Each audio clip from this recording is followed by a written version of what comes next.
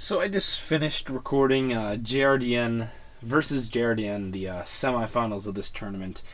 And I believe in that one I said that I was re-recording these to make them shorter and sweeter and like not long and obnoxious. And that still ended up being 22 minutes. I only shaved off like 10 minutes from the recording. But you know what? That's better. It's fine. Doesn't matter. I'm basically going to do the same thing with this, where I'm not going to try to take like a ridiculous amount of time analyzing every play. For example, first game versus level 56 is Sketchmons. He has offense. This is a sample team. I have Trick Room. He has like almost all fast things. It's a pretty good matchup. The one thing I will say though is that Slowbro is still very annoying, so that's like what he could play. But for the most part, not a ton of analyzing I can do here. Lead Dancy, because the sketch move that I have is actually Rock Blast. Dancy does not naturally learn Rock Blast. Didn't really know that. Like, it needs Explosion, Stealth Rock, Trick Room. Then I did Rock Blast because it beats Lead Excelgor and it beats Lead Aerodactyl without having to worry about their sashes. So I'm like, sure, you know what? Let's go for it. I guess I could have done Excel Rock too, but that might not be a bad idea. Anyway, he's going to Earthquake, I'm going to Trick Room, he goes Slowbro, trying to catch an Explosion, but I figured, you know what, he has a couple of flying things, I'd prefer Stealth Rock. I'm going to Explode, and this is weird, because he's actually going to Slack Off, and the sample team, like which I was looking at on forums, is actually Assault Vest Regenerator, but he changed it to Slack Off, and not Assault Vest. Very weird. I'm going to go P2, I could have gone Marowak, but I decided, you know what, if he's not Assault Vest, like, nothing on his team takes this Boom Burst. So you know what, he can remove stones, that's fine, you know, like I wanted them, but it's not a huge deal. I'm just going to Toot KO him, still have a 72% Porygon 2, he can't really kill me, so you know what, we're looking good. But he actually goes Zapdos, and I don't want him Quiver Dancing. I do not want to risk that. Like, the set is defensive Quiver Dance with Thunderbolt and Hidden Power Ice. I'm going to go Rhyperior, don't want to go Marowak just yet, just kind of playing it safe. Plus, Bandit 1000 Arrows, he can't really switch into that, like... Landorus is going to take a ton, and even though he's, I believe, offensive, I know I can take any Earthquake from him because Rhyperior is fucking gross, and look, that did 50%. Maybe that is defensive, because there's no way that did. No, because the Excelgor is Stealth Rock, so yeah, that's offensive Landorus doing 50% with an Earthquake. Just going to let, like, Rhyperior drop as he actually surfs, which is, again, weird, because that's not on the sample team. He changed up the sample. I don't know, just interesting. I'm going to go Primarina. He decides to Blue Flare of all things? I don't really know. Like, Psyshock seemed perfectly safe to me. But I'm going to Trick Room, I'm going to Moonblast. He goes Zapdos. And in hindsight, I totally could have just stayed in and gone for the Oceanic Operata because, like, it's Trick Room. It'll 2-hit KO even if he Quiver Dances. But in the game, I was like, I don't want to risk him Quiver Dancing. Let's go right to Marowak. Marowak walls him anyway because he's T-Bolt HP Ice. And, you know, obviously I can take those. And then V-Create just fucking OHKOs a physically defensive Zapdos. I'm like, holy shit. It also does 85% to a Salamence, fun fact.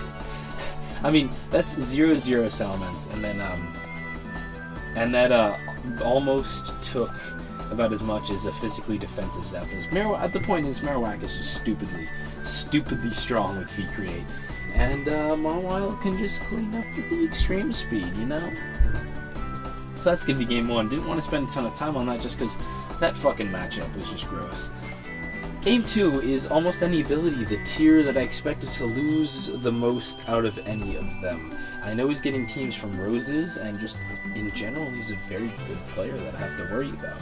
I made a team with Drizzle, Mega Swampert, and looking at this matchup, it actually puts in a ton of work. Mew has to be slightly weakened, Skarmory has to be out of the picture, but after that, Drizzle Pert can kind of just run through his team. The problem with Volcarona, +1 Volcarona outspeeds a Mega Swampert, Swift Swimming Rain. It also outspeeds the Scarf Aerolite Landorus I have, and I don't really have any counters. Volcarona, in theory, should kind of just fucking destroy this matchup. Like, I can't put it any better. Lead Hoopa, kind of trying to catch a Mew, he goes Greninja. I'm just going to switch out just in case he has U-turn. This is Regenerator Ferrothorn. And he's actually going to reveal he's Ash Greninja. That's not very common, but that means Water Shuriken checks Scarf Landorus and Mega Swampert pretty hard, which is very annoying. He goes Mew. I'm just going to switch out because I assume it's going to be Magic Bounce. And once you reveal Scald, I realize this is a Roses set I've already seen before. Lax was using it at some point, I think. Which means I can go right to Hoopa because he doesn't have Will-O-Wisp, so I don't have to worry about that. For the record, I U-turned because I assumed he would try to taunt me, but no, this is the Lax set. Banded Hoopa U is a little gross. Like, it's very gross. And this is tinted lens, by the way, so it's not like anything takes this hit. Hoopa is just gross. Very, very gross. Just 2 KO to Skarm, no problem. He goes Greninja. I'm gonna go Buzzwole just because I know he's U-turning. And Buzzwole is less useful than Ferrothorn. It is Flash Fire Buzzwole, but doesn't have Rock Slide, which means Volcarona sets up all over it. I've since changed it because the Volcarona weakness is ridiculous. I go right to Pert, because I realize the best way for me to handle this is just try to, like, threaten him into thinking maybe he's slower than a Swampert. Swampert is 8 outspeeds, Scarf base 95s, but doesn't outspeed +1 base 100s. And he immediately Giga Drains, which is interesting because there's a new Mega Speed mechanic this generation. Like, the Megas automatically get speed, right? And because of that, for reasons I cannot explain, Swampert immediately gets the Swift Swim speed when it Mega Evolves. So, like, I don't really get why, and I assume he just didn't know that when he Giga Drained. But if I had Mega Evolved and Waterfalled, I would have been faster and he would have died. Because I immediately get Swift Swim speed. I don't know why that's a thing. I really don't. But I get Hoopa in. He goes directly to Mew, which is not what I expected. I assume maybe he was predicting a switch of some kind, I don't know. Perhaps he thought it was Scarf, although that doesn't make sense. Like, this really should have thus been a free Bug Buzz for him. I was just death foddering Hoopa, because at this point I just can't switch into Volcarona and I have to stop it from Quiver Dancing. But now there's no Mew, which means that Drizzle Mega Pert's gonna be awesome. I death fodder Hoopa just because I didn't really need it, and if he gets Battle Bond, that's just not a huge problem. It's just not. And also because I really can't let Volcarona set up, so I'm going to try to play very safe. Now I go Mandibuzz, because I don't need Mandibuzz, and I want to defog. I also kind of thought he might switch, just in case of foul play, but he stays into Sludge Wave. I'm assuming based on that he's Scarf, which is also faster than Swampert, and now I realize between Scarf Gengar and Water Shuriken from Greninja, I cannot actually sweep with Mega Swampert, because it's going to get KO'd by both of them together. And here's where I make a big misplay. I set up rocks just in like the incredibly unlikely case that Volcarona is somehow not Magic Guard, which of course it ends up being. My basic plan is like sack Ferrothorn, go Swampert, force him to sack either Greninja or Gengar, and then hopefully just win with Landorus. But I have to stop him from Quiver Dancing before I do that. So when he goes Hoopa, I'm like, great. He'll 2 KO me, and then I'll get to go directly into Swampert. What I just don't even bother calculating is that I'm like, of course Hoopa leaves a Gyro Ball from Ferrothorn. Why wouldn't it? Ferrothorn's not that strong, I'm not invested, I'm defensive. I completely forgot how that Hyperspace Fury drops your defense. So in hindsight, what I really should have done is Leech Seed, but what I do is Gyro Ball straight up Oko the Hoopa, and then get a chance to Quiver Dance. Which means that this game should be over. Now, you'll notice I say should be. I go right into Landorus, because I'm like, okay, well this is over, but I might as well try. And it turns out the whole time, he was some kind of bulky Volcarona spread. Not fast enough to outspeed Scarf Landorus, probably not fast enough to outspeed Drizzle Mega Swampert. Why? I could not tell you, I simply do not know. But that is going to make all the difference. That is a game I totally expected to lose, but it's just because of the sets that I don't. So, I Death Fodder Buzzwole. And then I get to go Swampert, and I'll speed this up a bit, because the game's basically over. The only reason, like, anything happens is, instead of going Ferrothorn, which would have been fine, I go Swampert, because I'm like, I can go Swampert, why not? But he ends up critting a Water Shuriken. It's just one of those things, you know? It doesn't really matter, it's just going to make the game look a lot closer, because although I have Power Whip, I don't want to miss, I don't want to risk him going Gengar, so instead I'm going to Gyro Ball, which is massively in my favor for me to take 3 Water Shuriken, or 9 Water Shurikens if you want to count it like that, with lefties, but I don't have Protect, and this looks super close. He would have had to get a max roll here to kill me, and if he did, I would have lost. I was Regenerator, but I didn't want to go Lando, and you know what, there are a lot of ways I could have played this, and for example, like, if he was HP Ice Gengar right here, I also still could have lost, because obviously he's Scarf Gengar, but he's not HP Ice, and I ended up winning. Like, there's a lot of subtlety and nuance there that I'm not going to go into, because ultimately what I decided was, play it straight, hopefully he doesn't get the max roll like after the crit, and he doesn't, and I end up winning. So how about that? Game 3, Mix and Mega, he brings Stall. this is just not what I expected. I did not expect to see stall from him, but I got stall. I'm still using the Chloe team I brought versus JRDN because I was very confident in it. I liked it. He's been bringing mostly offense to his stuff, so I figured, yeah, this is decent against offense. I've got E-Speed Zygarde, I've got Fake Out Weavile, you know, some anti-offense things.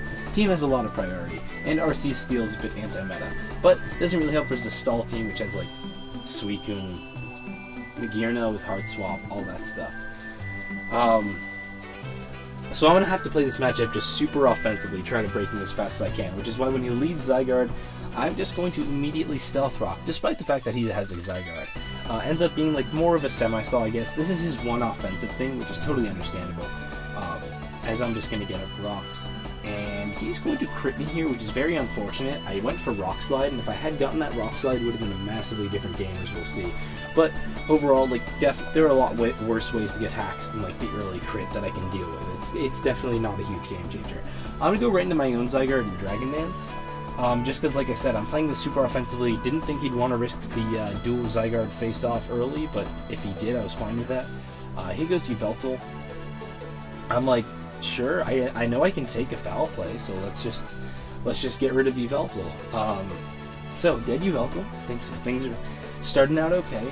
He goes Suicune, and this was a little interesting because I know I can actually live a hit from Sable Knight Suicune.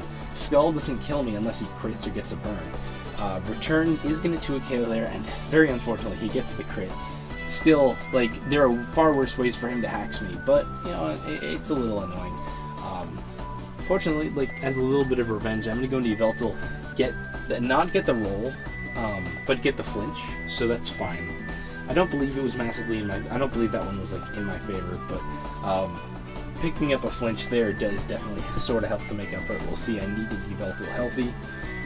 He goes Blissey. Obviously, that's going to wall the hell out of Yveltal, so I'm going to go right into Golisopod, because Golisopod is not too necessary. Like, it would have been nice if he didn't have an E-Speed Airlight Zygarde waiting in the back.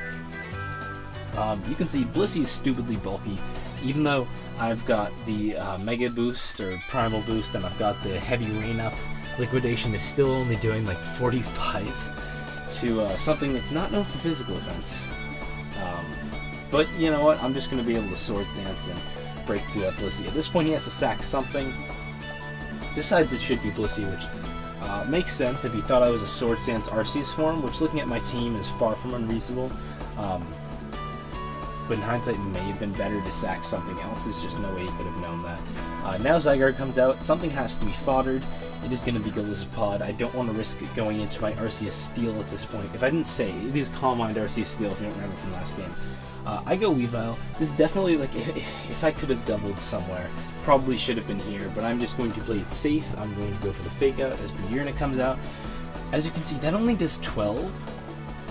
And that's before he Mega Evolves. So, like, I go Arceus Steel, he's going to Mega Evolve. Venusaurite is the stone, which means it's got Thick Fat, which means he's going to be taking approximately 0 from Weavile's ice moves. In fact, it's a very good counter to Weavile, which is very annoying.